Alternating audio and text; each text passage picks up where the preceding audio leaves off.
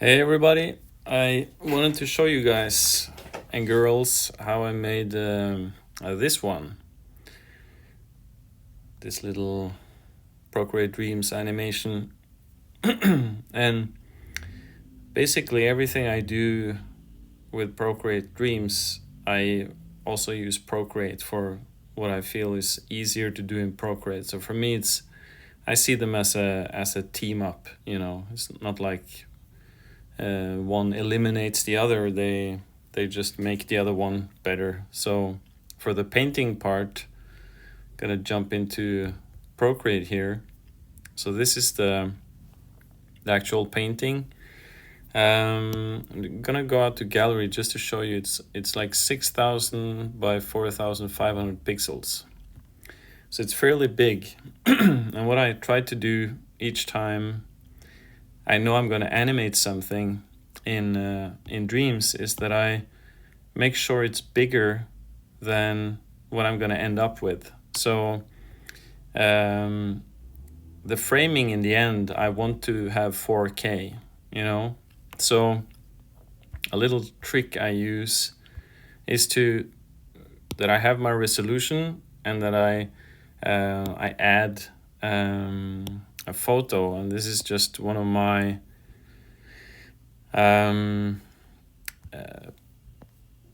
pieces that I use. It's just a 4K square, like a UHD square. So by importing this, I know that okay, this is 4K. So I can freely like roam around within my canvas and still maintain the 4K. So that gives me that freedom of movement without losing resolution, right? So that's a smart first thing to know what kind of resolution you want to work with if you want to end up with 4K in the end. So that's usually my starting point. Of course, after having an idea of what I want to do, but I knew I wanted like a derelict subway, nice mood, and something going on in that window. So the next thing then, sorry, Christmas throat. So next thing is that I set up the canvas, the drawing guide, set up the perspective. So perspective setup in Procreate. I love this tool. I think if you ever drew perspective in Procreate, you know how much this changed your life. So for this one, it's a slight off perspective. The vanishing point is slightly to the left, and then you have another one far out on the right side. Horizon line is, higher than the middle, so which gives us that third point at the bottom. It's a fairly simple setup, and something I use in a lot of my artwork is this typical 3-point perspective. But the vanishing point will be key when we come into Dreams. So, and I will tell you why when we do that. Let me just show you like a time lapse of this, and I'm gonna skip ahead a bit at points here, not to make it too boring. So first is the line art, of course. Getting the main features in there. And when I feel I have the main features, or at least some of them, I do like a negative selection on each part, and then I fill it with a solid color. So it's at this point each, like the ceiling, the ground, the left wall, they're usually like 2 layers, one for the line art and one for the solid. So I keep the line art as a guide, and now I can then start to sketch with a more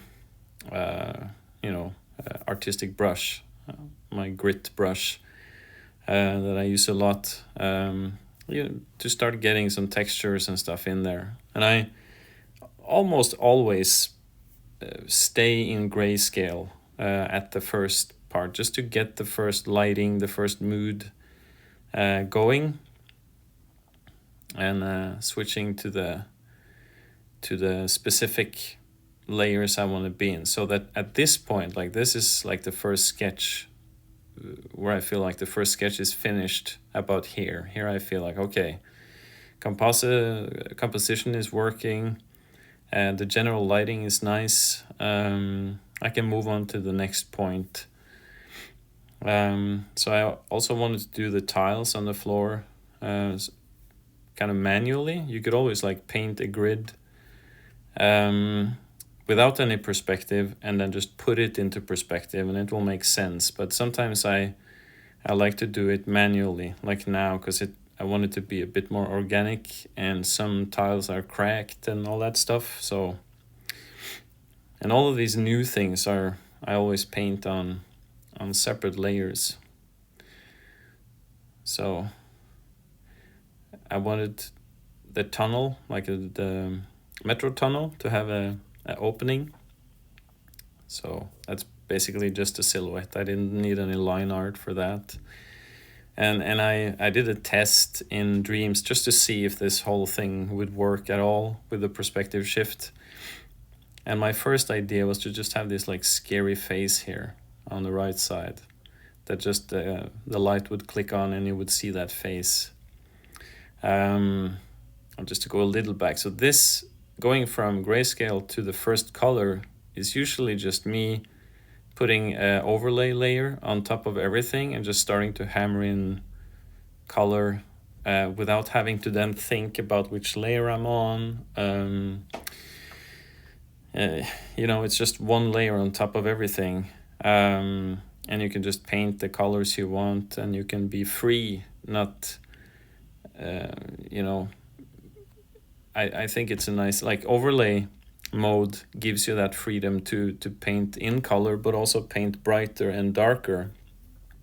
And when I then come to a point where I feel like, okay, this is working, the general palette is in place, then I start to merge that overlay layer together with all the silhouette layers. So I duplicate the overlay layer and then I merge it down, and then you have to like paint away the back parts, like on the pillar on the left, because you paint only what you see on the overlay layer on top, and then you have to just clean and tidy up. So for the tiles on the floor, I did it sort of the manual way, but on the bricks on the wall, I really wanted to use the perspective method. So painting the tiles sort of manually one time, but then just putting it into perspective for each time I needed it, for each of the pieces here. And then I made a few different patterns that I wanted for the tiles on the floor. And then I reused them, just copy pasted, putting them into perspective. And I kept doing that for all the places I wanted it. So it's not everywhere, and we're gonna, like, this playback doesn't show all the detail, but we will look at that more in detail later. This is just to kind of show the painting process. And I keep all of these in maybe one layer, but separate from the bottom layer, where you have the tile itself. So the pattern I can always paint on separately. And now it's with all the grit, all the rust stuff that's on the wall, I wanted to really push detail with this painting, make it almost look real. So here I'm drawing the dirt on the window. So I also do that without perspective, so I can push it into perspective. Have a bunch of different brushes that has different qualities that I use to just get that nice dirty window kind of look. And then also another dirty window layer. So it's two layers. I can then adjust opacity and be a bit back and forth how I want that to work. So here I'm starting to put in some crap. some detail, some dressing for the scene. And these are important pieces, just at least to sell the movement, the side to side movement. These pieces are super important. So I usually paint them like you see now, just like with a white solid color, just so I easily can see what I'm doing, just a shape. And then I fill it with color later. So it's just a solid pieces. And here I started with the inside of this little office or whatever it is on a separate layer, turning on and off my Windows layers and also putting them in a separate blend mode, probably screen or something like that. And so painting this room here, from here to here, you see I did like a color grading on it. Also wanted that little pattern, the tile pattern. I went to YouTube and also looked at different derelict, abandoned subway stations, and like screen grabbed a bunch of nice references and inspiration and stuff. So I also have that beside me when I do this stuff. So here's the window stickers, also painted in a separate layer without perspective, so that I can just set the whole thing into perspective later. I also turned off perspective tool here and just went to use the drawing assist on 2D, like the 2D grid. And you don't lose your perspective then, you just snap back to perspective, and then your perspective is still there. So here stuff is starting to come along, a few more details inside the office, and I also wanted like a bunch of tags and graffiti stuff, and you have like my two sons at the bottom, Felix and Max, and a little homage to Alberto Mielgo, and Nightmare, Dream. I had a few of these sort of teasers or Easter eggs or so to also make this scene come to life, and then putting these into perspective here and there. So now it's just some paint and garbage on the floor. Also use one color in the beginning in a new layer, so that I can alpha lock that and paint whatever color I want it in. Also another brush to give that last sort of smaller crumbs of different stuff. Now I'm jumping across the scene, figuring out where I feel something is missing. Now it's this part, this little, we don't see much of it, but it's inside that open door. I'll get to show it more in detail when the time-lapse part is over. So at this point I put it into Dreams, but I felt like I needed more close-up stuff. I needed more foreground to really sell the motion in the scene. So I came back and I painted these elements more close up. And also I wanted that splatter on the window, the ketchup,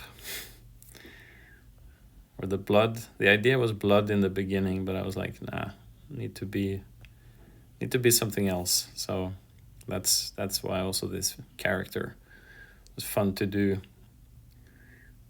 just to have that weird creature standing there with a ketchup bottle.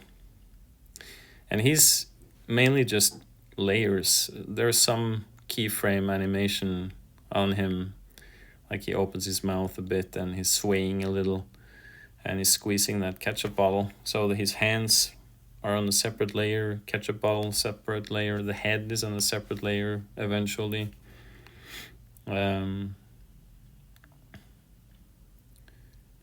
But it's nice to have, like in Dreams, I mainly animated warps on him and then it's great to have these different layers separated. So that's pretty much him done. So now I have kind of all the elements that I need. I'm gonna press done. So you see, now you see the real resolution and the detail. So that's really wanted to have that nice crisp detail on everything, and yeah, almost make it look realistic. But it's still, when you paint something, it will always look painted, and I'm also not, I usually never go for, I want it to look exactly photorealistic, because I want that stylized look on it, and I want to make it look like I want, not necessarily how an exact photo would look. So that's the Procreate part. Let's jump into Dreams. So here is the Dreams scene, and the great thing about, you know, having Procreate and Dreams together, you can just have them side by side like this. And what I did was just dragging my scene down to Dreams, and then that's the easiest way to import Procreate projects into Dreams. So okay, so here you see the whole scene is happening, but you also see the cool thing, what's going on outside the canvas itself. So this gives them more sort of like what's actually going on. So there are 2 camera moves on top of each other in a way, to give that sort of handheld feel and also sway side to side. So these are 2 different motions, 2 different animations, if you will. So on top here, like this top group has the performed camera, handheld camera. That's the keyframes you see underneath here, this row of keyframes. But this part is actually a loop, and I will pull this group that has pretty much everything. Like everything is in this group. Only on top here you have a little grading, which gives a little vignette to the scenes. I'll turn this off at this point. It's just a group that has a couple of drawings, like a silhouette and a little color, and then this one is set into overlay mode. So that's my little grading, and then adjusted with, you know, how much I want this to work, and a little blur on that as well, and the same with like this layer, like how much opacity I want that to be, and also here I just turned saturation all the way down. So that's the little grading on top. But so to show this little loop, I will just pull this out of the handheld group, and you see it became much smaller. So that's also part of what this group does, is to zoom in or scale up the content. But if you look at it now, you kind of see it's doing that side to side motion, and you also see everything that sort of goes outside the canvas, if you will. So if I just make just this part fill the timeline, you can see, let me see if I get it exactly. So if I press play now, you see that sway from side to side, and then it goes back, it starts over again. So this is basically 2 positions for each element just going side to side with ease in, ease out movement. So if I zoom more in, like this is more the framing we're kind of ending up with. In the end, you get that nice sway side to side. And this is one loop, and I repeat that 3 times. So that's the whole duration.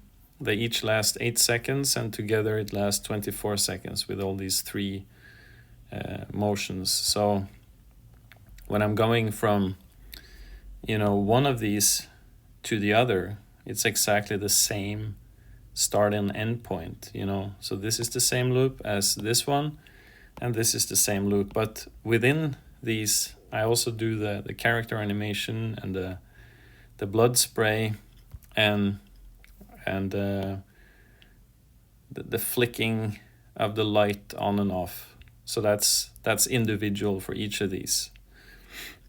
So let's go back to this one. Let me show you the sway side to side, how I did that, because that's also the key to kind of mimicking 3D, right? Let me open that. So it has a bunch of stuff. I will try to keep it as simple as possible.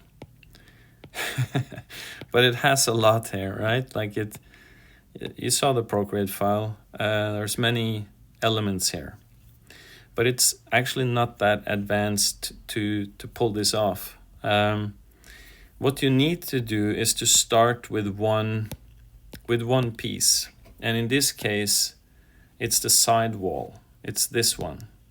That's the key to... You have to kind of pick one element, the big element that you want to do the first animation on, the sway side to side, and that one will then dictate everything else, what that motion will be like. So the more that side wall is moving, the rest has to follow, right? So I started with this left wall. So this group right here, and it's basically just scaling. If I open these keys now, expand. So you see that the first frame scale is 1, sideways scaling, and then at this point it's 0.896. That's totally random. What that number will end up, that's up to you. But the last keyframe has to be 1 again. It has to go from the starting point to the end point. It's exactly the same. But then the middle key, at exactly 4 seconds, I scale it, and I mentioned that the vanishing point is very important here. When I showed you the Procreate time lapse, so the vanishing point for the perspective setup, which is is where these lines are crossing. Let me just jump back to that, so we keep our eye on the ball. So this point, that dot there, the vanishing point, this one is important. So in Dreams then, I have to make sure that everything I'm going to animate, like this wall, I set the anchor point. I tap that little menu, the 3-dotted menu, edit anchor point. So that anchor point has exactly the same spot as the vanishing point has here. Okay? So when I scale this now, I have to press done. If you press edit anchor point, you have to also press done. So when I scale now, it scales towards this point, right? So the only motion this wall has is that it's scaling a little in and out like this. That's the only thing it does. From this point to that point. And as soon as I have that one thing that does, a certain amount of motion. I didn't want too much because it's not 3D, so stuff will start to kind of like fall apart if I try to move it too far, right? So as soon as I have that one, I went over to, let me just gonna close that group. So let me turn off a few things here. Cables, yeah, we can keep that one. Okay, so let's go for this one. So you see this cable here that I'm turning on and off, I'm gonna turn off the one on top here, just to keep it as simple as possible. Okay, so this one, okay. Sorry, I'm a little back and forth here, but I'm gonna turn off everything else, or I'll keep the mists, but just to make this as simple as possible. Okay, turn off the mist as well. Door, green, okay. Now we're pretty much having the pieces that I want to show. So we have also that left pillar. We come back to that one. So we have these cables, right? Now we have, there we go. Now we have that motion, that scaling. So with these cables now, I only did a transform. They're not gonna scale, they're just gonna move. And the wall shows me how much they're gonna move. So I just had to match how much, side to side I needed them to go, right? So that gives me, okay, now I have that one. Let me do that pillar, because it's on the same depth in the scene. It moves together with these cables and stuff. Okay, cool. Now I can start to add more stuff, like, okay, these parts now, also with that little fence, now I can add transform to them. It's only like the X transform, right? It's only that one keyframe, and they all have the same start and ending.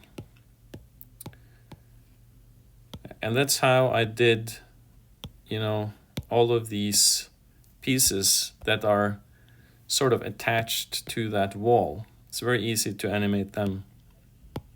These ones are more loose, the foreground stuff.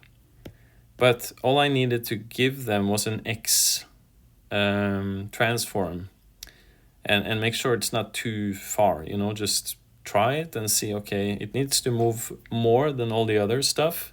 The closer to camera it is, the more it needs to move. But I'll just turn them a little off again. So with these items now, I could also start by adding like the door, the inside of that door. I could also add. So it follows the motion. That's also just transform. So that actually breaks a little apart. If you look closely, it's kind of sliding a little on top there. But it's so little that you don't really notice it. And the same with this one. This one is just also moving in X. It's not scaling or anything. So this pillar back here, I probably didn't do this at this point, because now I have a few things that are showing me the scene. I can start introducing the ceiling and the floor. So I'm going to start with the floor. And the floor is the only two things that are distorted in the scene. You see the keyframe looks different, like this one. This is a move and scale key. And this one is a distort key. So both the ceiling and the floor are distorted. So they actually move in perspective. So you have the corners. And the cool thing now, I made a little dot on top here of the floor. You see that little dot that's not on the floor, it's just up where the vanishing point is. As long as there's just a pixel drawn there, up there, it makes my bounding box, like this square you see around now, the top part of it is then resting on the horizon line. So the only 2 points, because then I don't need to animate the top corners. I only needed to move the bottom corners. So you see here, it's a little skewed, right? The bottom 2 dots. So then I only have to match the pieces that are already in the scene now, right? So these, again, it's the left wall that started to dictate everything else, and as soon as I have a few more pieces animated, I could then do the floor as well. And then the ceiling, same exact principle, but they can't be different layers, it can't be a group, so they are merged in Procreate. But I can still, like, if I figured out that I want to redraw some of the stuff on the floor, I go back to Procreate, I redraw the stuff, then I group or merge, and then I put it back into Dreams. So that's how you have to, like, pinball a bit between Procreate and Dreams. And then we have, let's do the background. So that's this one. So this is then the background, and I then as long as I had the floor, I could animate this, you know. And I also, that little red light blinking, that's also just this little dot that's coming on and off each second, you know. So when I also looped this, it fits, you know. So it has that second being on and then the next second of being off. So it's on and off like that. Could also animate opacity with it, but I thought this would just easier at the time. And here we have the lights. So these are also scaling, same as the wall, scale in X. You could also distort if you wanted to, but I thought, it's easier to do the scale in X because you only have to move one part. This group is just a copy of the ceiling, so I'm not using that. And then there is the back wall, sort of where people come in and out, and that's also just translated in X. So that's the sort of the secret behind the whole 3D movement. And then we have some more cables and mist. So these different mists and stuff are in different blend modes. So this one is in screen. And then you have the lighten mist, that's in lighten mode. So you kind of, it brightens it up, but I also wanted the detail to kind of bleed together a bit there. Pillar now, you know, with everything else moving, it was really easy to see how much movement I needed to give that pillar. And then we have, let me come up to, so the close-up mist, so that's basically the glow from that main light in the midground there. So that's also animated just from side to side. And then we have the close-up stuff, just to get that nice close-up detail like that. So I did that, and then just duplicated this group 3 times. So I'll put this back into the group it belongs to. So this group now, you know, this one started where I just zoomed in. I just scaled out first, you know. It started out like this, but I zoomed in, so I had that motion to go on, right? And then I just used perform, this one, and I set this in pretty high motion filtering. I didn't want that super jittery move, but probably somewhere here on the motion filtering.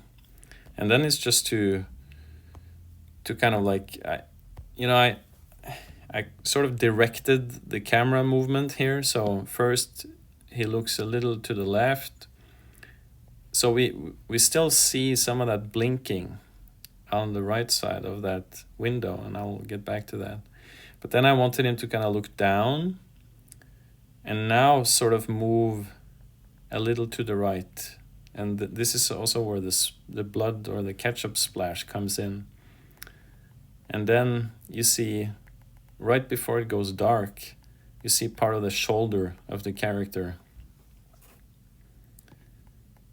And then I wanted it to be dark. So now we see on the outside, it kind of looks funny because it doesn't even have any head, right? But in the scene, you're just seeing, oh, something came in. You're a bit like, uh-oh. And here I also put a bit of a red light on his eyes. So he's in place now. You kind of see him slightly, and then the light comes on. You know, that's the little surprise. And then, of course, the gag is revealed by the ketchup. So to the character, let me just open the camera move. So the the pieces that are the parts that are different from each loop thing is the blinking of the light and then the animation of the blood and the character. So let's go into this group. So for each group has all the elements in place. You know, you have the left wall, and inside the left wall you have the let me just, so here you have the window dirt. You have the window stickers. So when I'm scaling the whole left wall, all of this is following. Or I'm actually, I think I animated, yeah, you see, I animated them slightly separately, but very similar, just the same keyframe on scaling in the x-axis, so to say. Because I wanted that slight depth difference. Probably can't even see it, but the window is a little deeper in, almost invisible, right? But then I had, let me see, so here you have the flicker of the light.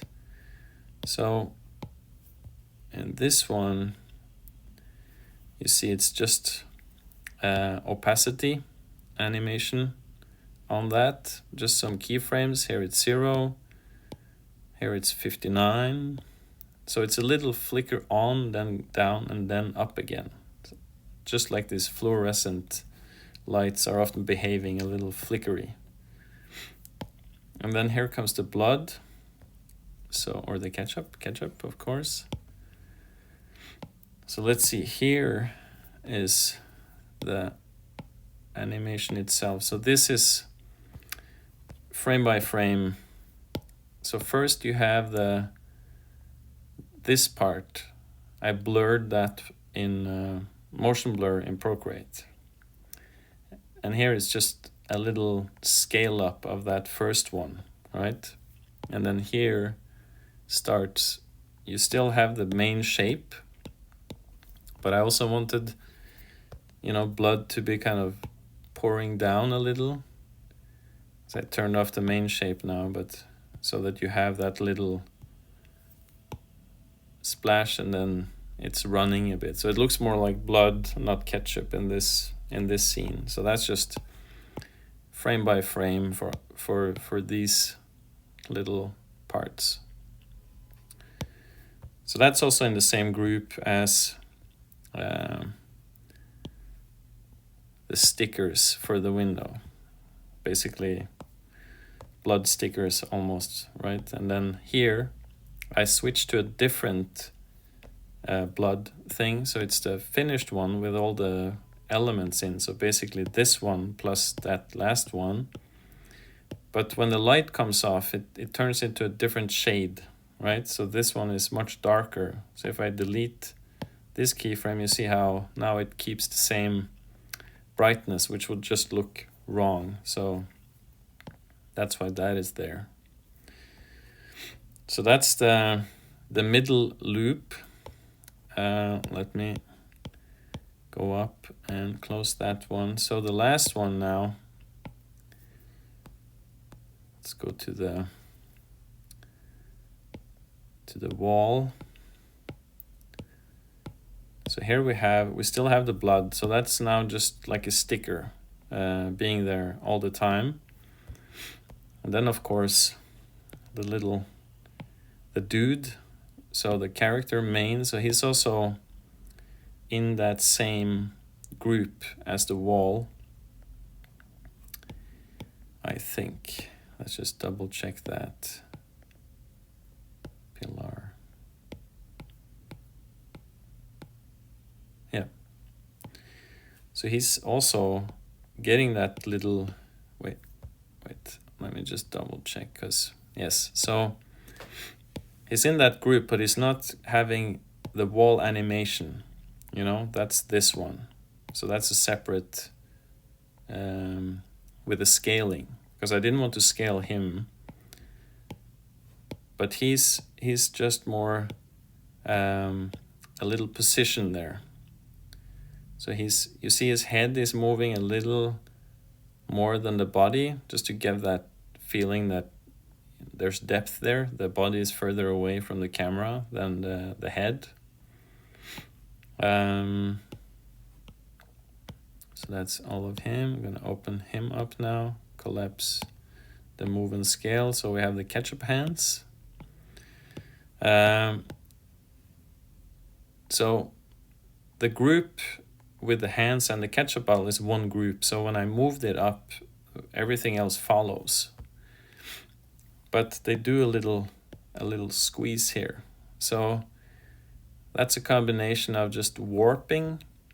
Let me see here. So it's warping this hand, you know, you see it has a little more squeeze to it, or it kind of inflates. It's a little hard to animate something that's that close to camera, but I try to give it that feeling that it's actually pushing down, so the fingers are squeezing out a little.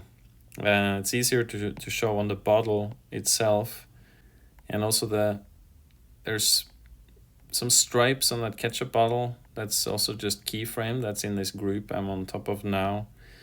And then you have, you know, this drawing is just warped a little. It's just a reflection on the bottle, making it like a shiny bottle. And then the bottle itself is also warped like this, and then back again. And this part is, yeah, the ketchup itself, the little last splooch coming out. It's also just frame by frame animated, and that's it, you know, easy peasy. You know, it's a lot of experimenting and testing, and you know, I love trying to get that 3D feeling, and you know, pushing the limits, and it's just insane what Procreate and Procreate Dreams together is capable of. So this is my new drug, trying to create new cool things in Procreate Dreams. And also the character here, you see it's separated into like the top of the face, like the here, so I could, you know, move around on that part. The nose is also separate, and then also the ears are separate to give a little of that 3D parallax. The jaw, of course, so that when he opens into this beautiful smile, and then you have the pupils as well, and they're also becoming red here, you know, so they also, let me see, are they animated with, don't remember where I got the red on the pupils from, but this could be just a layer that's, I would sort of guess it's here, or I have a copy of the pupils higher up in the hierarchy, where you just have red pupils and you just do the opacity animation, and then the inside of the face. So here is the smile or the teeth, and the eyeballs themselves. So that's pretty much it. Not too much frame by frame, except some of that blood or ketchup of course, a few other things, and then mainly it's just keyframes, you know. All of it is the side to side sway, then you have the perform on the handheld camera on top, of course, and then all put together in the end. And you know, having the ability to do that perform in the end really makes it so much more real, I feel. Just having that sway side to side, it helps sell the 3D, but it's really all together where you get that sort of more real, realistic, that performing the camera with just use the finger or the Apple Pencil to just move it around. It's handheld in the same way as a handheld camera, and that's so cool. You can really direct it. So that really sells the realism here, I feel. And then of course the little grading on top. And that grading should of course stand still compared to the camera. So that's why on top here, so it doesn't move around like everything else does. Okay. Thank you for watching. Hope this was insightful and not too chaotic or hard to understand. But, you know, play around with it and have fun with your own creations. Okay, see you in the next one. Bye.